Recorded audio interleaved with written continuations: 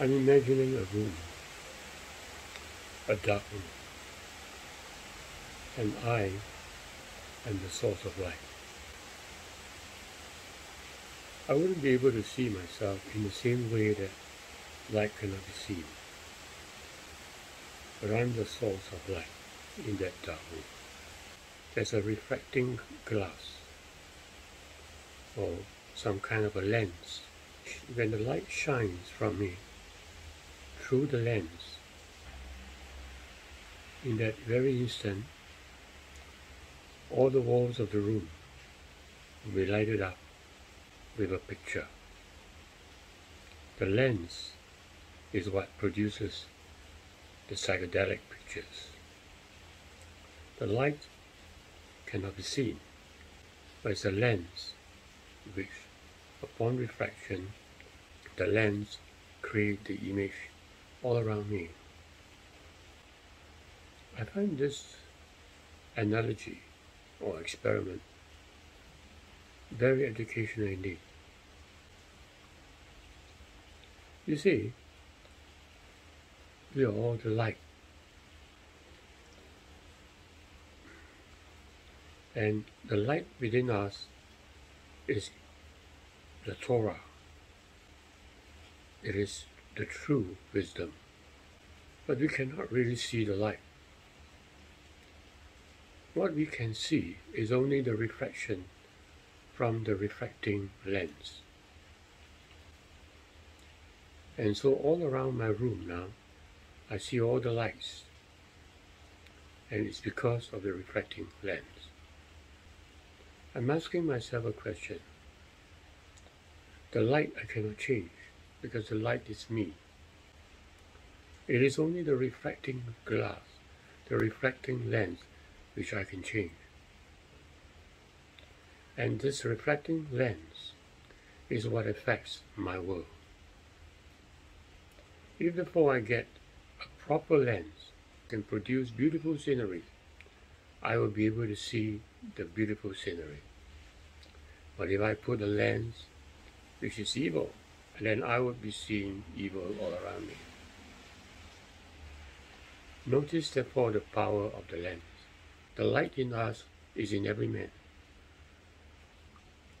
Whether you like it or not, the light is shining through in you.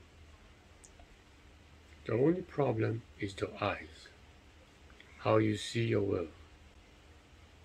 This refracting glass of your eyes change whatever you see in the world. You can change the way you see your world and live a happy life if you can change the lens that you are wearing over your eyes. Now, what have I learned from this analogy? The first thing which I learned is that, number one, there is a light within all of us, and this light is wisdom, and we are all endowed with this wisdom. However, we cannot really see that wisdom. Mysteriously, we are not looking at it at all. Around us is a reflecting mirror, and what we see about the world that we live in is only a reflection. It's a reflection from the reflection glass. What is causing the world to be is really our own reflective glass that we have placed before our eyes. Some people will say, if the world is evil, we blame the world. But before we could blame the world, it's better that we blame ourselves, because what we see is the result of the refracting lens that we ourselves hold on to. So the third most important thing that I noted about this analogy is that I need to change the lens. Yes. But the problem is how to change it. Now, we cannot possibly change it by just merely thinking, because the thinking process that we have is also part of the refractive lens. In order really to raise ourselves into a higher level of consciousness, be able to see a better world, we have to actually remove the lens and replace it by another lens. And to do that, we have to be outside the lens. We have to be outside the thinking process itself. It's not an easy process, of course. As I have explained in my other videos, we have to come out of the movie shows.